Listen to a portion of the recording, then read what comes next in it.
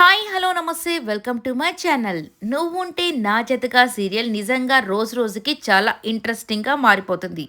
So వారం రోజుల గడువు అయిపోయిన సందర్భంగా ఇక అందరికీ మనసులో ఒక టెన్షన్ అయితే మొదలైంది.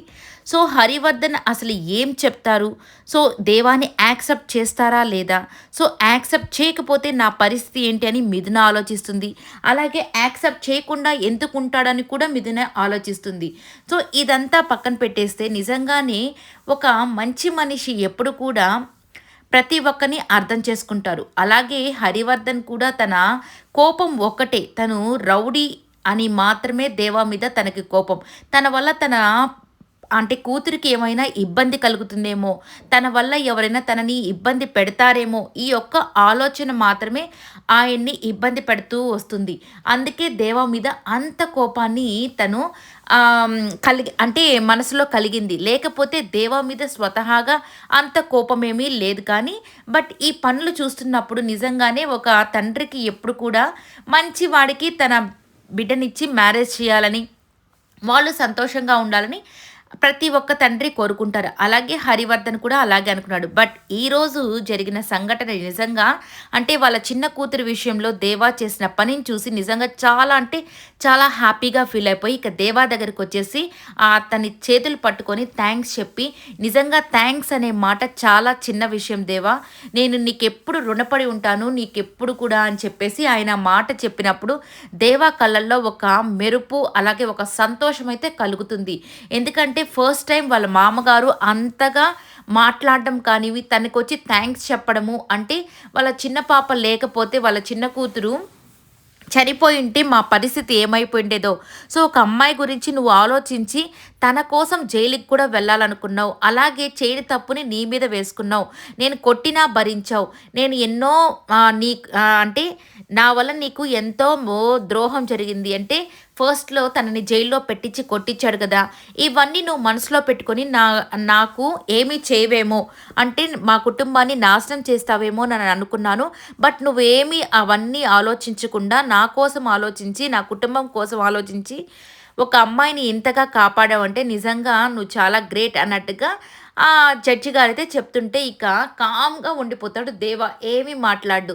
దేవాకి నిజంగానే డైలాగ్స్ చాలా తక్కువలాగున్నాయి. ఓన్లీ ఎక్స్‌ప్రెషన్స్‌తోనే సీరియల్ మొత్తం నడిపిచ్చేస్తున్నారేమో అన్నట్టుగా అనిపిస్తుంది ఈ మధ్య కాలం.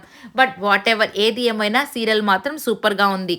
సో ఇక హరివర్ధన్ అలా చెప్పేసి ఆయన లోపలికి వెళ్తూ ఉండగానే అక్కడే మిథున ఉంటదనమాట. మిథునను కూడా జస్ట్ అట్లా తట్టి వెళ్ళిపోతాడు లోపలికి. ఇక మిథున ఆనందానికి హద్దులే లేవనుకోవచ్చు.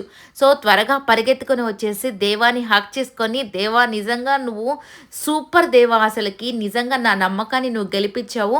నా చెల్లెల్ని కాపాడి అలాగే మా నాన్న మనసును కూడా గెలుచుకున్నావు. సో నిజంగా నువ్వు మంచివాడివని నాకు తెలుసు. కానీ మా నాన్నకి ఎలా నిరూపించాలని నేను చాలా కష్టపడ్డాను. బట్ నువ్వు చేసిన పనుల వల్ల నిజంగా నేను ఈరోజు చాలా హ్యాపీగా ఉన్నాను. మా నాన్న కూడా ఒప్పుకుంటారు అని చెప్పేసి తను చాలా హ్యాపీగా ఫీల్ అయిపోయి తనని హగ్ చేసుకుంటూ ఉంటుంది అనమాట. ఇక దేవా కూడా అస్సలు పాపం తనని పట్టుకొని కూడా పట్టుకోడు. కామ్‌గా ఉండిపోతాడు. తను మాత్రమే హగ్ చేసుకున్నా గానీ తను చెయ్యి కూడా వేయడనమాట. అంటే ఇంకా తను ఒక డైలమాలో ఒక అదేంటో అంటారు కదా! సంసిగ్నత అట్లాగా కామ్‌గా ఉండిపోతాడనమాట. ఇంకా ఆలోచిస్తూ మిథునని నేను యాక్సెప్ట్ చెయ్యాలా? వద్దా? అన్న ఉద్దేశంతో తను కామ్‌గా ఉండిపోతాడు. ఇక మిథున కూడా వెళ్ళిపోతుంది. నైట్ పడుకున్న తర్వాత నెక్స్ట్ డే మిథున బర్త్‌డే అనమాట. ఇక మిథున బర్త్‌డేని ఎలా సెలబ్రేట్ చేస్తారో అందరికీ తెలిసిందే కదా! ఇక మిడ్‌నైట్ వాళ్ళ చెల్లెలొచ్చేసి లేపుతుంది. అక్క, అక్క అని పిలవగానే ఏంటి అనంటే మిథునకి అసలు గుర్తు కూడా లేదు తన బర్త్‌డే ఉందని. ఎందుకంటే తను ఈ టెన్షన్స్‌లో పడిపోయి మర్చిపోయింది. అసలు ఏం జరుగుతుందా అన్న అంటే తన బర్త్‌డే అనే సంగతి కూడా మర్చిపోయింది. బట్ జడ్జి గారు వాళ్ళ ఫ్యామిలీ మెంబర్స్ అయితే మర్చిపోరు కదా! తనకైతే ఒక సర్ప్రైజ్ నైట్, ఒక సర్ప్రైజ్ ప్లాన్ లాగా అన్ని బెలూన్స్ అలాగే వాటన్నిటితో తననైతే సర్ప్రైజ్ చేస్తారు.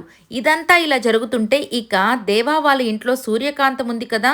సూర్యకాంతం అలాగే వాళ్ళ భర్త వీళ్ళైతే ఏడుస్తూ ఉంటుందనమాట. ఏంటి, ఏంటి ఎందుకు ఏడుస్తున్నావంటే, నేను ఆ మిథున వాళ్ళ ఇల్లుని చూశాను. పెద్దదిగా ఉందో మిథున అలాగే దేవ కోటీశ్వరులు అయిపోతారు. ఇక నా మనమేమో ఇలాగే ఉన్నాము దరిద్రులుగాను అని చెప్పేసి ఏడుస్తూ ఉంటుంది. నిజంగా ఇటువంటి వాళ్ళు ఇంట్లో ఎవరో ఒకరు ఉంటారండి. అంటే అంతా పాజిటివ్‌గా జరుగుతున్నా గానీ ఎవరో ఒకరు నెగెటివ్‌గా మాట్లాడేవాళ్ళు, నెగెటివ్‌గా కుళ్ళుకునే వాళ్ళు ఉంటారు కదా! సో, వీళ్ళిద్దరైతే ఇలా కుళ్ళుకుంటూ ఉంటారనమాట. దేవాని ఇంకా యాక్సెప్ట్ చేసేస్తారు జడ్జి గారు. ఇక వాళ్ళకి చాలా ఆస్తులొచ్చేస్తాయి. మనకేమో ఏమీ లేదని సూర్యకాంతం చెప్తూ ఉంటే, ఇక వాళ్ళ ఆయన అదేమీ లేదులేవే, వాళ్ళ ఆ జడ్జి గారికి ఎన్ని ఉన్నా కానీ దేవా మీద మంచి పాజిటివ్ ఒపీనియన్ రాదు.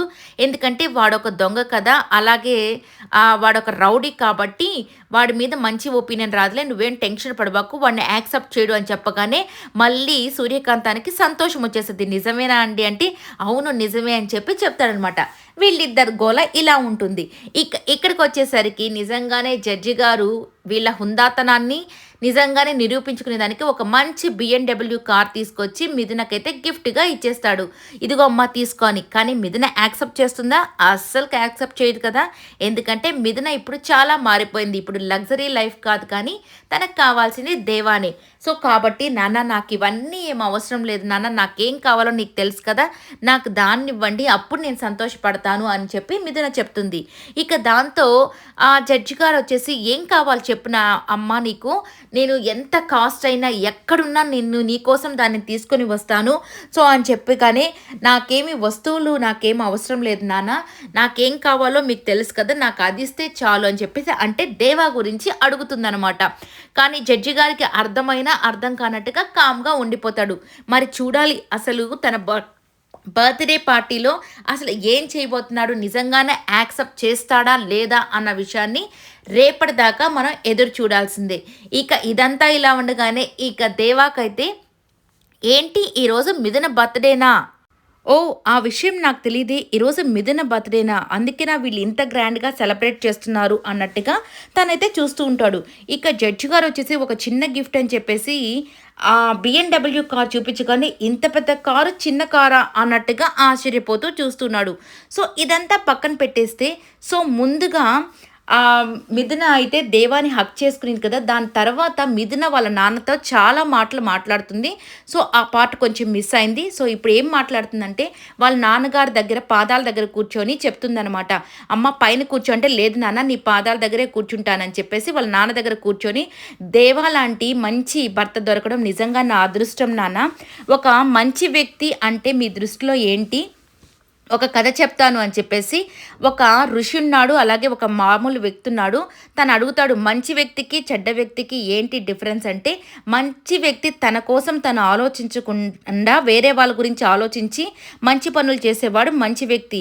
అదే వేరే వాళ్ళు నాశనం అయిపోయినా మనమే ముఖ్యం అనుకునేవాడు చెడ్డ వ్యక్తి. అంటే నిజంగా ఇప్పుడు చూశారు కదా నాన్న, దేవా తన గురించి ఆలోచించకుండా నా చెల్లెల గురించి మన కుటుంబం గురించి ఆలోచించాడంటే దేవా ఎంత మంచివాడో అయింటాడో అని. దేవా లాంటి ఈ గొప్ప వ్యక్తి నిజంగా దొరకడు నాన్న.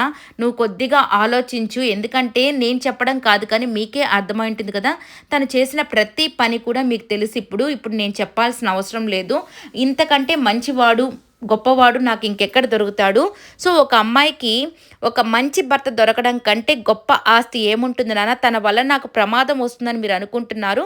కానీ తను ఏ ప్రమాదం నుంచైనా నన్ను రక్షిస్తాడని నేను అనుకుంటున్నాను. ఇదే నాకు మీకు ఉన్న డిఫరెన్స్. మీరు ఆలోచించి నిర్ణయం తీసుకోండి.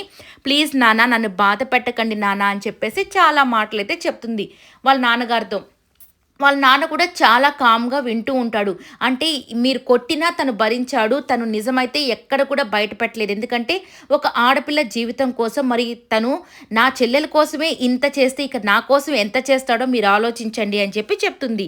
తను చెప్పిన తర్వాత వాళ్ళ అమ్మగారు కూడా వచ్చి నిజమేనండి, దేవా లాంటి గొప్ప వ్యక్తి మన కూతురికి భర్తగా రావడం నిజంగా చాలా గొప్పతనం. మీరు ఆలోచించి నిర్ణయం తీసుకోండి అని వాళ్ళ నాన్నకి చెప్తుంది. ఇదంతా నైట్ జరుగుతుందనమాట.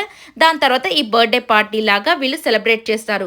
ఇక దేవా కూడా తన మనసులో మాటని మిథునకు చెప్పేద్దామని నిర్ణయించుకొని, ఈరోజు సాయంత్రం బర్త్‌డే పార్టీలో నేనొక సర్ప్రైజ్ నీకు చెప్తాను. అంటే సర్ప్రైజ్ మాటని నీకు చెప్తాను అని చెప్పి చెప్తూ ఉంటాడు. ఇక దీంతో ఆదిత్య అయితే దేవాని చంపేద్దామని ఇక్కడ ప్లాన్స్ వేస్తూ ఉంటాడు. ఆదిత్య దేవాని చంపేస్తాడా? లేదంటే దేవా మిథునతో ఐ లవ్ యూ అని చెప్తాడా? ఇదంతా చూడాలంటే నెక్స్ట్ ఎపిసోడ్ కోసం మనం ఎదురు చూడాల్సిందే. ఈ వీడియో అంతా కూడా మీకు నచ్చినట్లయితే లైక్ చేయండి, షేర్ చేయండి, కమెంట్ చేయండి, సబ్స్క్రైబ్ చేసుకోవడం మర్చిపోకండి. Thank you so much for watching.